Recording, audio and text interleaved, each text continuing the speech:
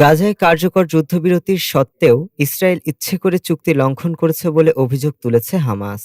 গত একদিনে অন্তত ২৭ বার যুদ্ধবিরতি ভেঙেছে ইসরায়েলি বাহিনী।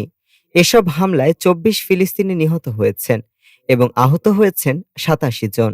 হামাস বলছে মানবিক ও নিরাপত্তাজনিত ক্ষতির দায় পুরোপুরি ইসরায়েলের। অন্যদিকে ইসরায়েল জানায় গাজায় তাদের নিয়ন্ত্রণাধীন এলাকায় হামাসের এক যোদ্ধা সেনাদের ওপর হামলা চালালে তারা পাল্টা আক্রমণ করে। এতে হামাসের ৫ সদস্য নিহত হয়েছে বলেও দাবি করে তেল আবিব। তবে হামাস বলছে নিহতদের নাম প্রকাশ না করলে এ দাবি গ্রহণযোগ্য নয়।